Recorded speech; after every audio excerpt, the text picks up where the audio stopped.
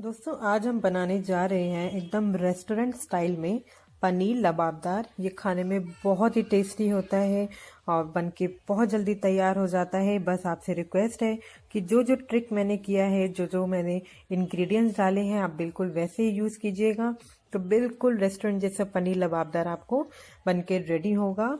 तो बिना किसी देरी के हम शुरू करते हैं अपनी इस रेसिपी को बनाना। और आपसे रिक्वेस्ट है कि प्लीज़ आपको हमारी रेसिपी कैसी लगी वो हमसे आप ज़रूर कमेंट बॉक्स में शेयर कीजिएगा और हमारी रेसिपी को लाइक एंड चैनल को सब्सक्राइब और साथ में जो बेल आइकन है उसको ज़रूर हिट कीजिएगा।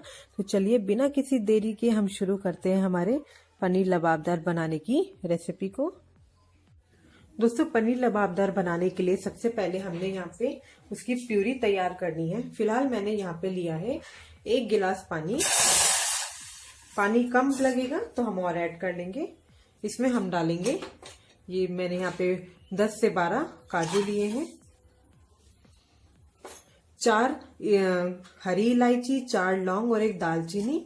आप दालचीनी ज्यादा ऐड मत कीजिएगा वरना उसका जो खुशबू है वो इतनी तेज हो जाती है तो फिर वो टेस्ट में इतनी अच्छी नहीं आएगी। 8 से 10 मैंने यहाँ पे लहसुन लिए हैं और 2 बड़ी कटी हुई अदरक, और यहाँ पे मैंने 2 से 3 टमाटर लिए हैं जिनको फाइनली चॉप कर लिया है। पानी अब देख सकते हैं पानी हमारा एकदम ठीक है और पानी ऐड करने की जरूरत नहीं है। तो हम इसको ढक्कन बंद करके हम इसे उबलने के लिए रख देते हैं। जब ये उबल जाएगा तो आपको हमने इसको ठंडा करके इसकी प्यूरी बनानी है। दोस्तों 4 से 5 मिनट हो गए इसको उबलते हुए। ये देखिए ये हमारा उबल गया है। अब हमने इसको छान लेना है जितने भी इसमें वेजिटेबल्स हैं। पानी आप बिल्कुल मत फेंकिएगा। इन केस अगर हमें थोड़े से भी पानी की जरूरत हुई तो हम इसी पानी को यूज करेंगे। तो इसको हम ठंडा होने के लिए अलग करके रख देते हैं। दोस्तों ये हमारा ठंडा हो गया है जो हमने वो बॉईल किया था। अब हम इसका पेस्ट बना लेते हैं। दोस्तों हमारा ये पेस्ट बनके एकदम रेडी है। अब यहाँ पे मैंने लिया है एक कढ़ाई, इसके अंदर मैं 2 से 3 टेबलस्पून मक्खन ऐड करूंगी। मक्खन ऐड से ये होता है कि बहुत ही अच्छी खुशबू और बहुत ही अच्छा टेस्ट आता है जो कि हमें बिल्कुल रेस्टोरेंट स्टाइल में चाहिए। तो इसको हल्का सा हम पूरा पिघलाएंगे इस तरीके से। आप चाहें तो दोस्तों इसमें देसी घी भी ऐड कर सकते हैं, बटर और देसी घी या सिर्फ देसी घी। ये अब हमारा जो मक्खन है वो गर्म हो गया है। अब इसमें ऐड करेंगे हम हमारे तेज पत्ते। हमारा तेज पत्ता छोटा है इसलिए मैंने 3 लिया है, आप चाहें तो 2 भी यूज कर सकते हैं। अब हम इसमें ऐड करेंगे बारीक कटी हुई प्याज। मैंने यहाँ पे 2 मीडियम प्याज है जिसको मैंने चॉप कर लिया है।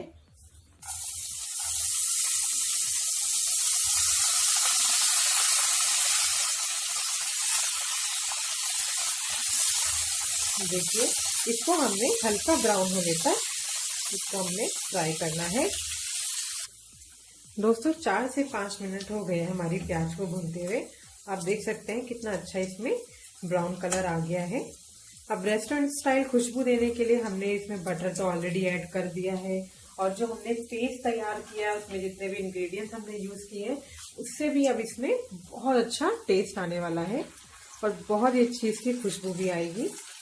तो ये हमने हमारा तैयार किया हुआ पेस्ट इसमें ऐड कर दिया है।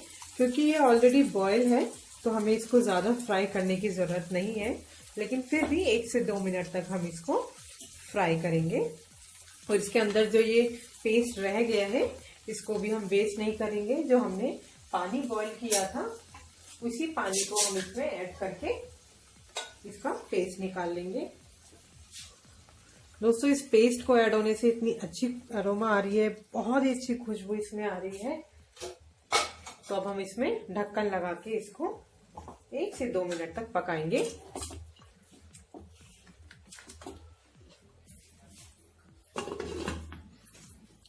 दोस्तों 2 से 3 मिनट हो गए हैं हमारे इस पेस्ट को पकते हुए। अब हम इसमें ऐड करेंगे हमारे सूखे मसाले।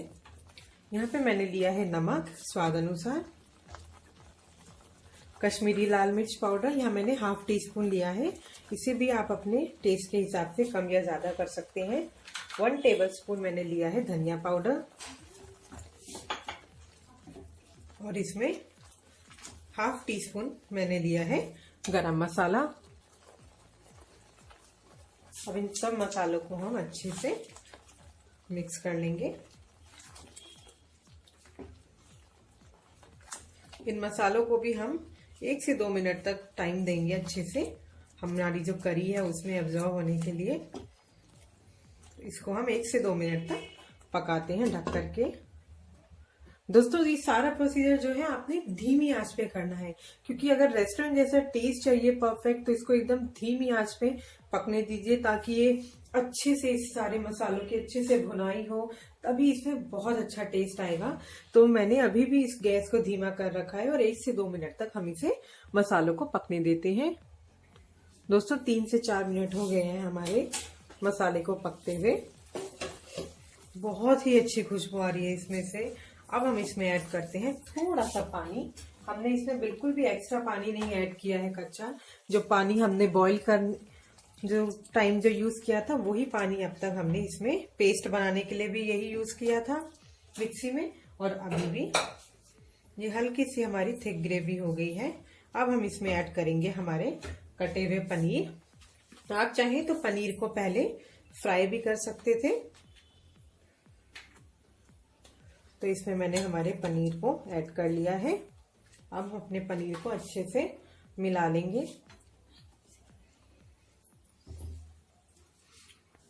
दोस्तों हमने इसमें पनीर ऐड कर लिया है और 5 से 6 मिनट के लिए लो फ्लेम पे आपने इसे पकने के लिए छोड़ देना है। बीच बीच में आप इसको चेक जरूर करते रहिए कि कहीं वो जलने तो नहीं लगा है, पर 5 से 6 मिनट लो फ्लेम पे हम इसको पकने। दोस्तों 5 से 6 मिनट हो गए हमारी सब्जी को पकते हुए। अब हम इसमें ऐड करेंगे, मैंने यहाँ पे 1 टेबलस्पून लिया है मक्खन। मक्खन इस टाइम पे जो हम डालेंगे, हम ऑलरेडी पहले भी डाल चुके हैं, इससे बहुत ही अच्छा टेस्ट आएगा। यहाँ पे मैंने लिया है क्रीम। आप चाहे तो मार्केट की क्रीम भी यूज कर सकते हैं, पर मेरे पास ये घर की क्रीम है जो कि ऑलमोस्ट सबके घर में अवेलेबल होती है। आप दूध उबालिए, दूध ठंडा हो जाए, उसके ऊपर जो क्रीम आती है उसको कलेक्ट कर लीजिए। तो हम अपनी क्रीम को और मक्खन को इसमें अच्छे से मिला लेते हैं। ये देखिए कलर कितना अच्छा आ गया है। अब इसमें हम खुशबू के लिए डालेंगे, ये मैंने 1 टेबलस्पून कसूरी मेथी लिया है, जिसको मैंने तवे पे भून लिया था। तो आप इसे भूनिएगा जरूर, इससे जो टेस्ट है वो बहुत अच्छा हो जाता है और खुशबू भी बहुत अच्छी आती है। इस तरीके से हमने इसको रब करके ऐड कर लिया है। अब ज्यादा नहीं, 2 से 3 मिनट हम इसको और पकाएंगे, ताकि जो भी हमने सामान इसमें अभी ऐड किया है इंग्रेडिएंट, वो इसमें अच्छे से खुशबू आ जाए।